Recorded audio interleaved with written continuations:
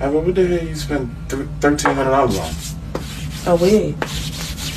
So I just gave you $1,300 for the rent. Like, what do you mean? You spent $1,300 on the rent and the wig? No, I just bought the wig with the money that you gave me. Is it that serious? You gotta be joking right now. No, you got more money. You can pay the rent again. It's not that serious. I got more money. I can pay the rent again. Fathead, please don't act like you don't have the money.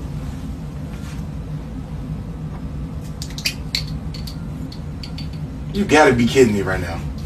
No, I'm serious.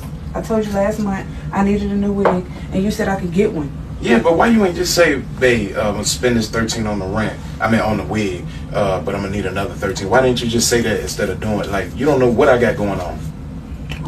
Well, you could just pay it again. I don't know what to tell you. This is why I want to be single, y'all. And I don't care what you say. I asked this girl for grits, eggs, and pancakes.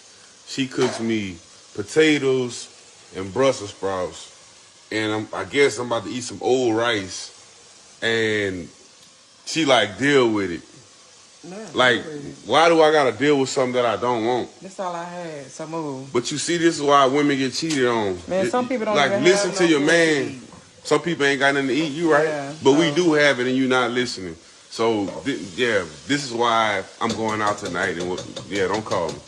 Fellas, whenever your woman is behaving like this, don't just brush it aside. There is usually something up her sleeve. You see, women just don't disrespect their man like this. You really have to start preparing for her exit. Don't ever be caught unprepared. And as I always say, don't ever put yourself in a position where a woman can harm you. I can step away anytime. Anytime. I can step out the door right now. You want me to do that? No, I expect you to take care of both kids equally like this. That ain't happen like that because he's not mine. That's your kid. That's your package, your responsibility. That is not my responsibility. If the shoes on the foot, I would take care of both kids. That's what a real man does. Well, I must not be a real man because I'm not taking care of that kid. I'm not taking care of him because that's not my son. I'm not trying to build a bond with another man's son. So why do you think I didn't take care of her? Because you know that his father don't want no parts of him. So therefore, I'm the one that take care of the responsibility for him. And then when you married me, that made him... Like what you just said, it's your child, your responsibility, not mine. Why you recording me anyway? Because this is a child that you're supposed to be taking care of both kids equally when we're married. And you know that when you put a ring on my finger and ask me to marry you, that means you included my child. Because you knew I was a package when you met me. Nah, that's your package. You ain't no package to me. That ain't no package deal. It ain't no deals over here. I could have went out and got another woman. But I chose you, not your child.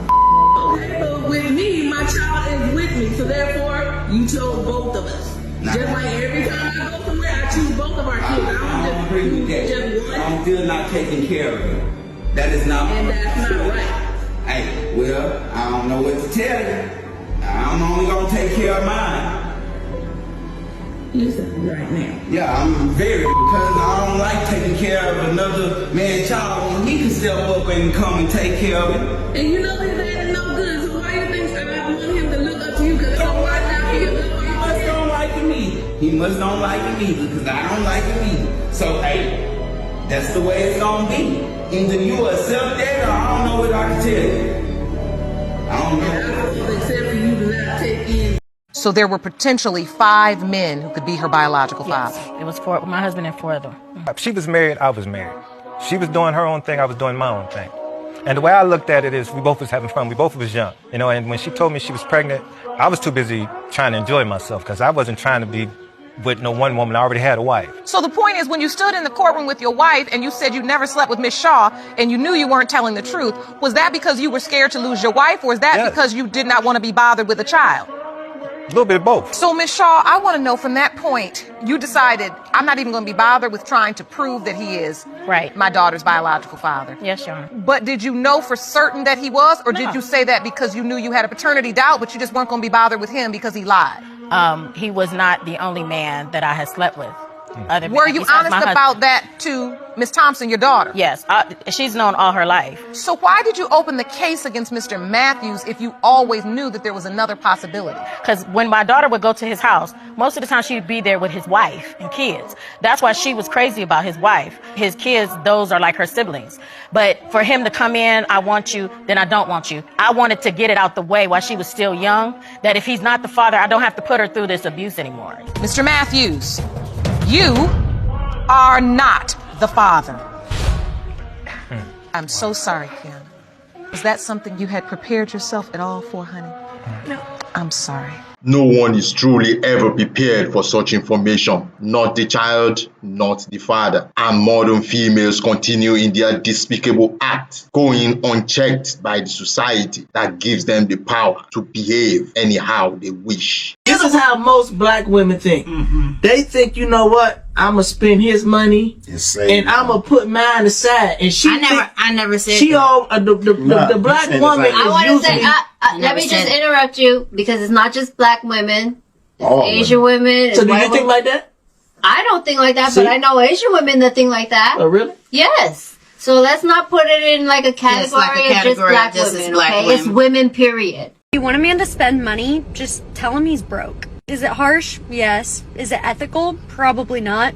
But does it fucking work? Yeah.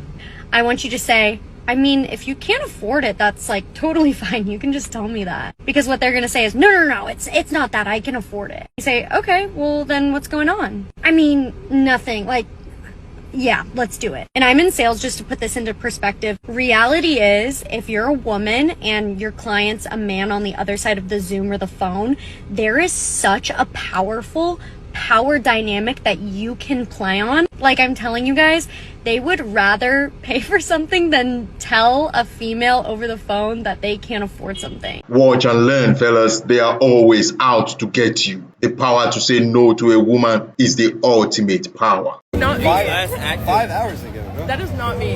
That was Tinder Gold. That was when we were over at your mom's house, bro. No. And you were on. That is not me. Have y'all been together? 4 years. All we need to type the name right there, age right there, location right there, and boom.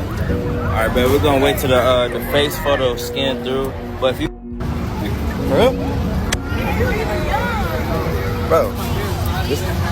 That's not me. Bro, what the? I haven't. That is not literally not me. 5 hours ago, bro. That is not me. That was Tinder Gold. That was when we were over at your mom's house, bro. No. And you were on.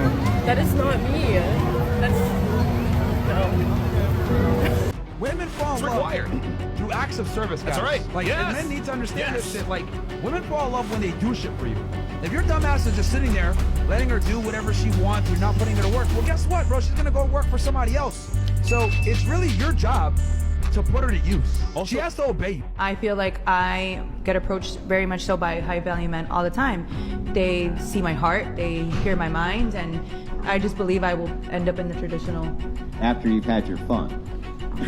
I feel like there's a man that would prefer that I had experienced and have done what I've done because she knows what she wants. She's had it all. This is why these guys who are red pillars exist as red pillars. They actually would use a person like you as a perfect example. They would say, look, you believe in traditionalism and you think that it works to make society work.